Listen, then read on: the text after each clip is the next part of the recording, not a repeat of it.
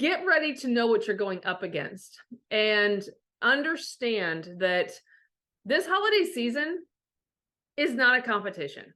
And I know it feels like a competition sometimes. I know this divorce and co-parenting journey feels like a competition. It feels like I want this person to like my house better. I want this child to appreciate me just like they do that parent. I don't have the money that that household does to be able to go and buy the things that that household does. And I don't have the resources to do what they can do. And you start comparing yourself really bad to the other household and you start competing. It could be internally that you're competing. It could be externally that you're voicing it. It could be that you're losing sleep and worrying about, will I be able to buy this? Will I be able to do this?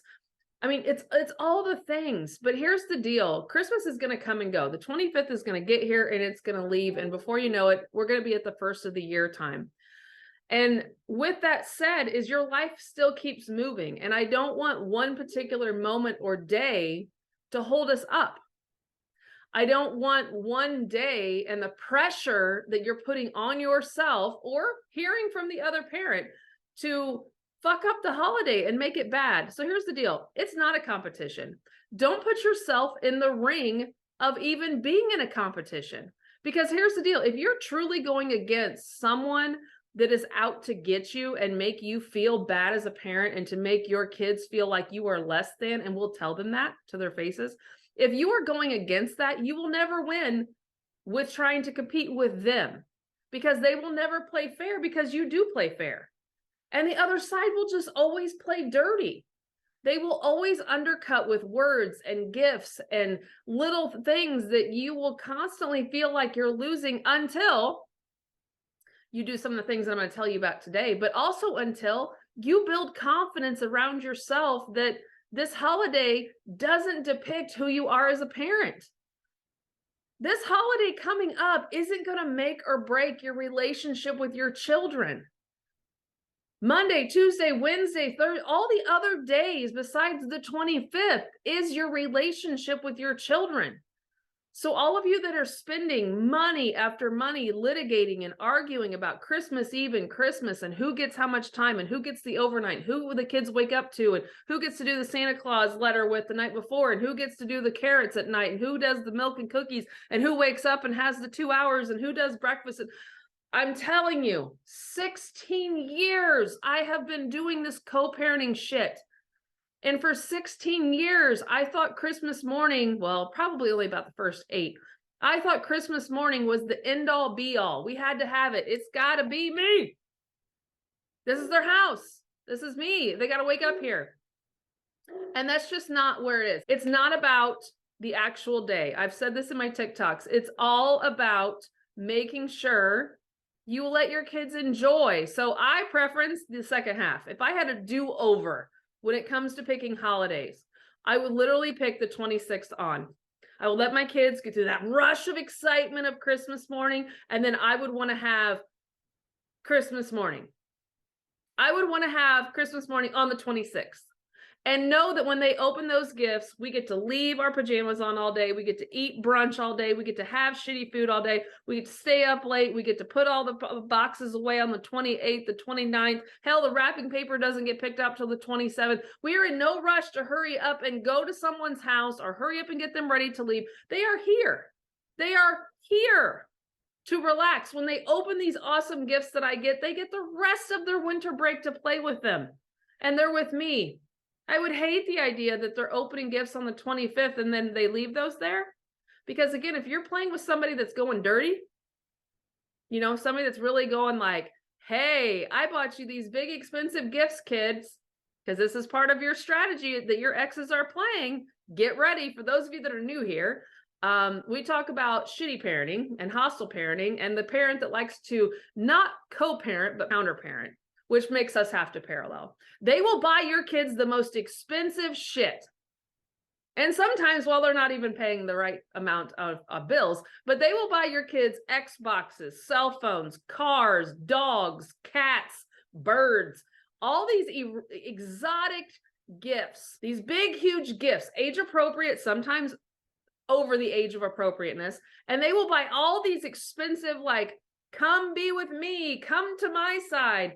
And they will say things to your children like, well, I got you that in hopes that you would want to come stay here more. I got you that because I want you to enjoy while you're here. It's just too bad you can't be here more often. I hope or I wish that your other parent would let you come here more often so you had more time to play with it. Hey, if you tell your other parent that you want to live here, you get to play with this more often. And they put the kid in an adult situation of hearing about visitation and compromise and or modification of a parenting agreement. They're putting the child in that spot of like, just bought you an Xbox, but you can only play with it when you're here, which I totally understand. I mean, I don't want the Xbox at my house.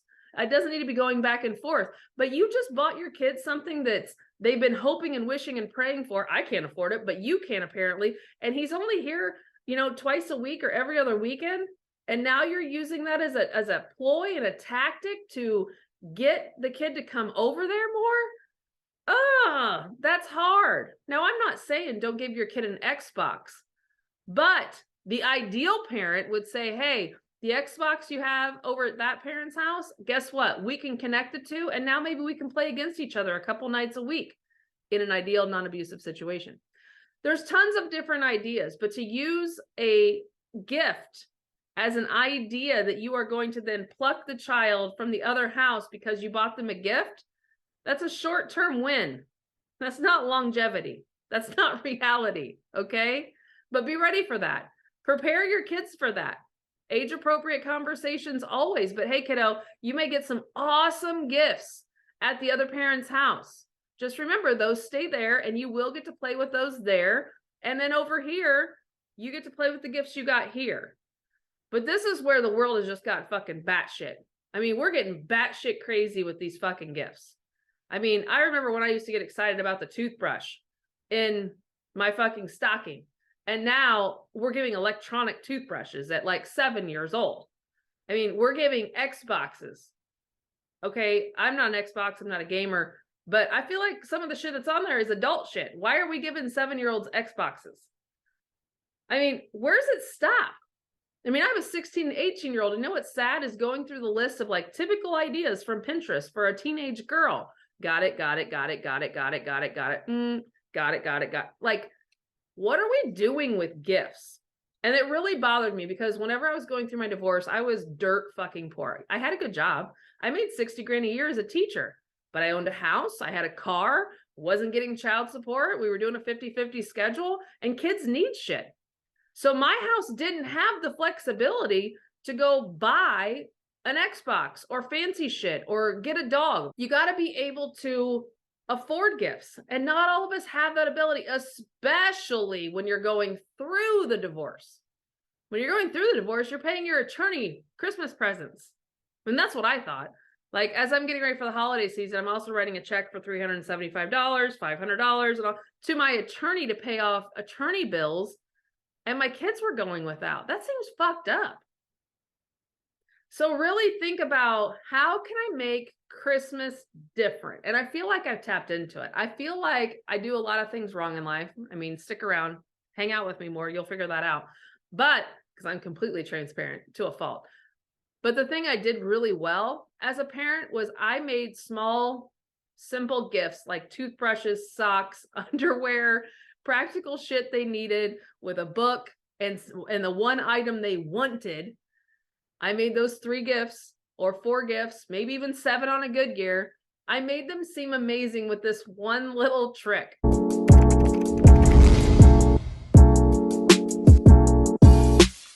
I did a scavenger hunt to get their gifts every year since they were itty fucking bitty.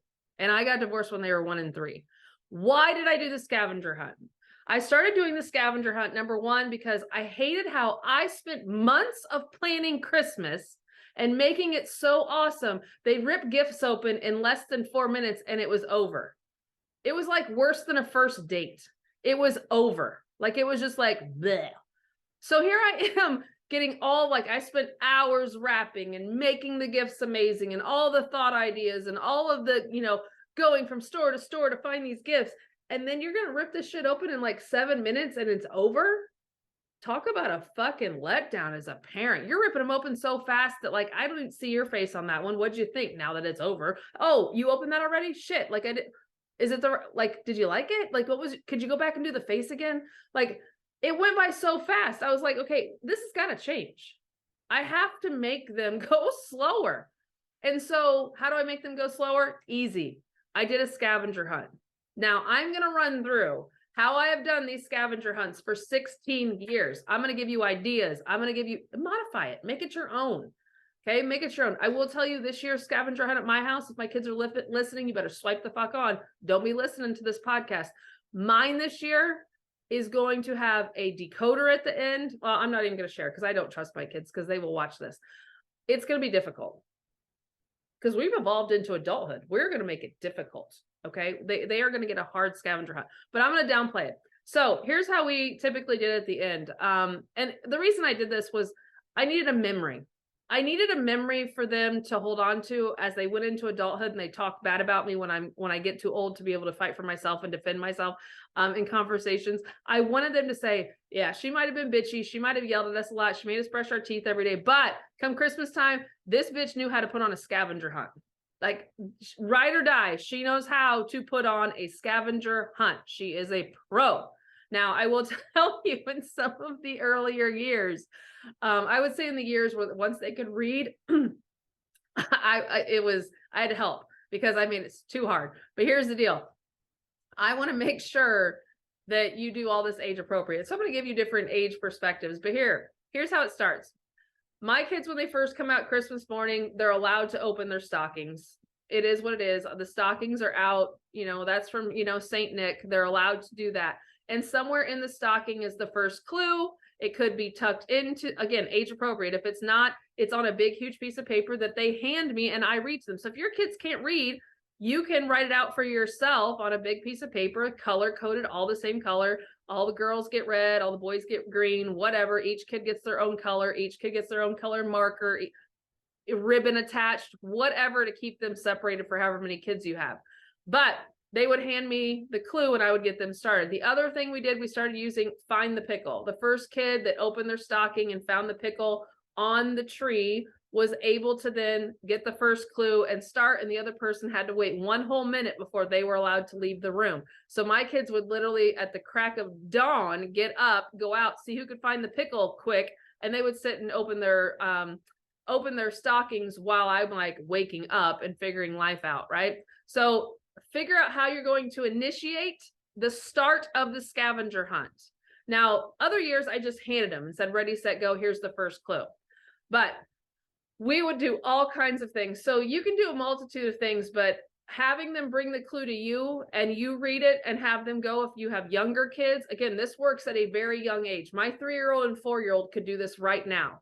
It would say simple things like, the next clue is hidden where your teeth get clean. Boom. They're going to where their toothbrush is. And then at the toothbrush, there's a clue. They bring it back to me. Your next clue can be found where dad sleeps the most. And it could be the recliner. It could be the bed. And boom, there's a big clue sitting right there. And as they get older, you make it more difficult. Now, when I tell you that my 17-year-old and 15-year-old last year at that moment were almost duking it out to get to the next clue, it was brutal. Now, you can put these clues all the same. I used to take and just do 2 of the same and hide 2 clues in the same spot. And they'd go at, one person would get to clue 2 faster than the other person, and they weren't allowed to touch clue 2. But guess what happens against brothers and sisters? They end up taking the clue that's still there and hiding it harder, or putting it in a new spot and cheating, which cheating also has a 2-minute penalty. Every time you cheat and get caught cheating, there's a 2-minute penalty. The other thing, I would write in cursive to make it harder for my older kids. Why? Because they don't teach fucking cursive anymore and they have a hard time reading it, which slows the game up dramatically when they have to ask for help on what it says. I would use the computer and type them up and print them out. I would make the clues bright one year for the younger kids. Like I said, bright colors. For older kids, I'm making it on, just notebook paper and really, really small and tucking them away. So for your younger clues, it's sitting right on top. For your older kids, you're taping it to shit. You're putting it under shit. You are wedging it in between stuff. Like, you are making it hard to find. Also, side note, our scavenger hunt last year took over an hour. And these kids were sweating by the time they got done with the scavenger hunt. And then when they went to open presents, they were like, oh, cool, we got some gifts. It was all about the scavenger hunt. 16 years build up, man. 16 years. I also do this for Easter and their birthdays, which they absolutely love. But so make them small, make them hard, tape them to something. So you can decide. Again, I used to do the same clue, number them 1 through 20, 1 through 10, however many you do. The younger kids, obviously, my tip is young kids, just do 5 or 6. Right before puberty, you can maybe get away with 10 or 12. Once they hit puberty, this is a game. This is a game. Someone needs to win, someone needs to lose, and you're doing 20 clues.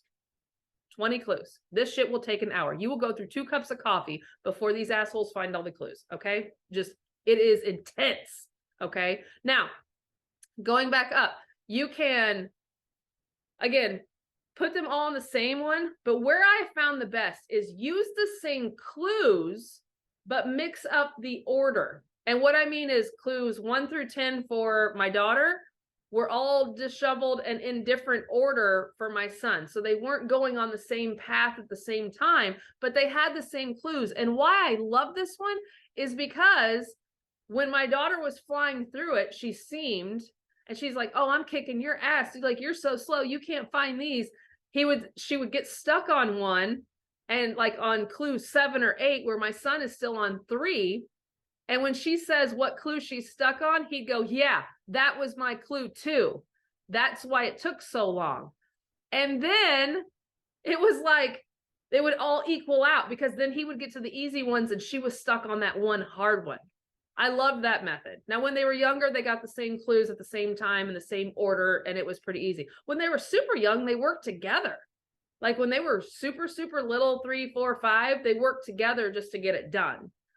Okay, so once you have figured out how you're going to do it, here are some really important tips when you, as an old person doing the scavenger hunt, is write out all of the clues, number them in order, so your kids also know they're staying on order. Okay, 1, 2, 3, 4, 5, 6.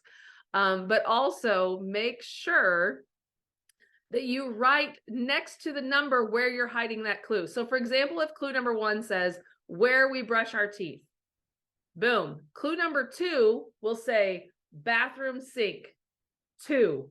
And then the next clue, where clothes get washed. Number 3, washing machine. That's where I'm going to hide. Clue number 3 is in the washing machine. Number 3, where the dog gets fed. Dog cabinet, dog food, dog bowl. Number 4, and you just keep going like that. Because here's the deal. If you don't write where it's hidden, then you've cut these up, and now you're like, which clue was number 3? I forgot. And then I can't keep track of that shit. I don't have that ability. I've been doing this a long time and I still don't have that ability. So write down where the clue gets hidden, what number it is, and what the clue is. Then where the next one gets hidden, what the number is and the clue is. And then go hide them. Now, when you're hiding them, or when you're making this, I want you to pick all the rooms in your house. And I want you to go from basement to top floor, to kitchen, to far back living room, to laundry room. Don't make it easy. Make these kids burn calories. They're sweating. They're all over the place. Again, little kids, we make it easy. We might stick to 2 or 3 rooms. Age appropriate. You will evolve this thing. Okay? You will evolve this thing.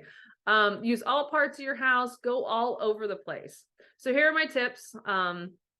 On that, make sure I said, write out all the clues, write where you're writing, number them, take a picture once you have them all wrote out. You, mom, dad, take a picture of what the starting thing looked like. So if a clue gets lost, a clue gets ripped, a clue goes missing, a clue gets hidden and can't be found, you have the originals, okay? You have it. You can hand them the first clue, you can find the pickle, you can stash it in their stocking, but you determine when this puppy takes off, because you want it to be fair. I also try your hardest not to help, because it will all equal out. And I'm telling you, if your kids have sibling rivalry like mine do, if I help one kid and don't help the other kid, I'm hearing about it for a fucking year. You got to make sure you say, okay, you get one mom save. Do you want to use it now? You're only on clue 3. You only get one helpful hint. And your sister will get the same helpful hint on a different clue she needs help with. Now, if you two want to conspire together, go ahead. But I'm telling you what, do you really want to use your one help line right now? You get one phone a friend and that's it. Okay? Don't help on every clue. This was really hard for my unicorn Jared to comprehend. He was wanting to help them the first few years. I'm like, no, we sit back and we let it play out because it will all equal out. Okay. And if one kid dominates and wins and the other kid still needs help, oh well, it's part of the game. It's part of the fun. Okay.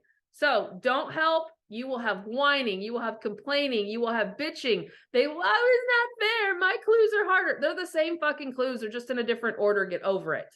Okay. Phone a friend, ask me or move on, but figure it out. Stop and think. So then what do? Okay. One person wins. You can just have a winner. I used to just go get something from the dollar store that was super cheap and like, okay, you're the winner of the scavenger hunt. Here are your presents. But then I started thinking, okay, the final clue could be where your presents are located. And I have them all stashed away in a bag or a box. The final clue could be the clue to which pile is yours. The final clue could be a decoding on the back of it, a decoder of a message that matches all of the gifts in your pile that you have to figure out what order they go in to figure out what it says. Like that's the intensity we're going with this year, is that you have to take all of your clues. On the back of all of your clues and the order in which they were found will be a decoded message that you then have to match up the code with the present, which also has a code, to figure out how to open your presents in what order and what does the code end up saying, because the code on the slip will match a letter that's on the back of the present. We're going intense this year. Okay, we're just going intense. So have some type of method that leads them to their presents, because then what happens? The presents are no longer really important. You've just created competition, friendly, hopefully. You've created using your brain, physical activity, laughter, sometimes tears, sometimes an argument, sometimes an altercation, but it's a memory that they are going to have. Now, how we've evolved this even more is now they do a scavenger hunt for us. And I'm just telling you, when I always preach to you guys in this whole following that I have, expectations are different. Expectations are really different when they make a scavenger hunt because they suck at it. My kids, if you're watching, you suck at scavenger hunts. Okay.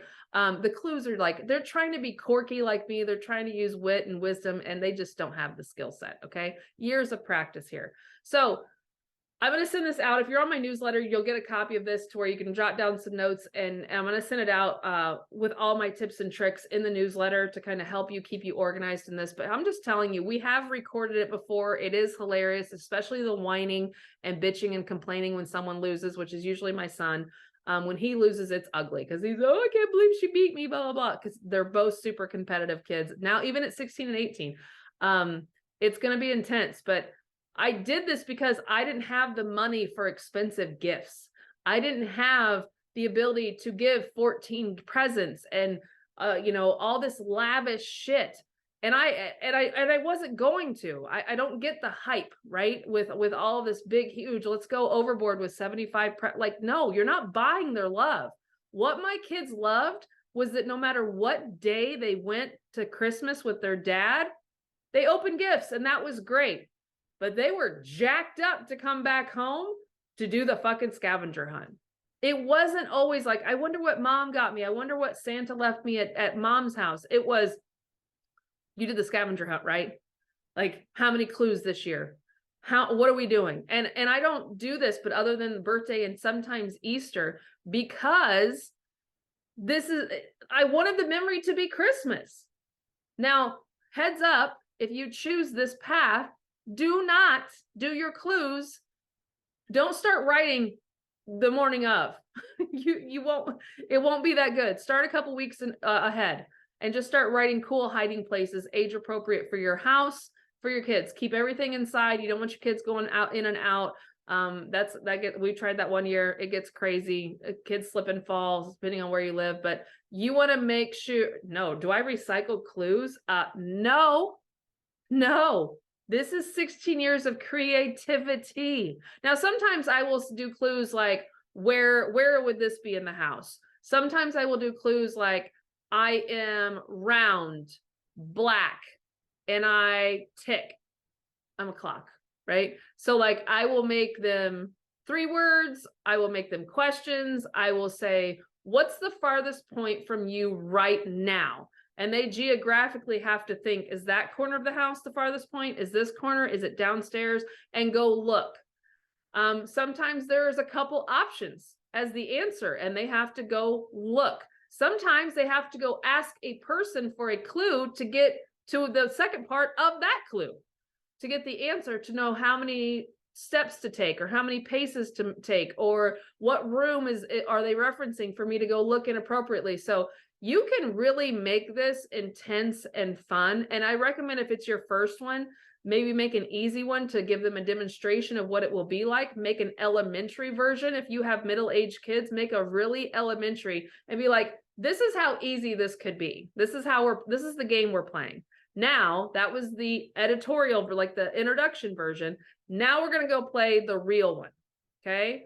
And just the anticipation they think of getting to the presents is like what they really want. No, what they're going to want every year is the creativity from you, the excitement of feeling like a competition on Christmas morning with their siblings, even themselves, even if you have an only child, to know that when you finally find it, because when they walk out, all they see is their stocking maybe, and they don't know where the presents are, and the presents are hidden in different areas of the house. Maybe each clue they pick up a present. I mean, you could go balls to the wall with this idea, but what it creates is a lifelong memory and a legacy.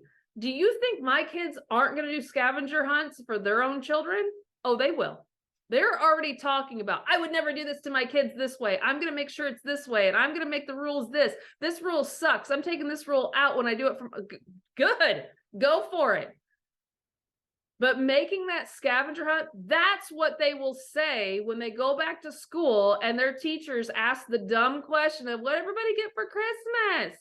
Oh, I got a bunch of shit. But we did the scavenger hunt. Yeah, I ended up with a fat lip because my sister pushed me out of the way. My mom hid the clues really, really hard. And like, it's epic. So we try to enforce the rules of no physical violence, which again, sometimes you can't always protect. You can't touch the other person's clue.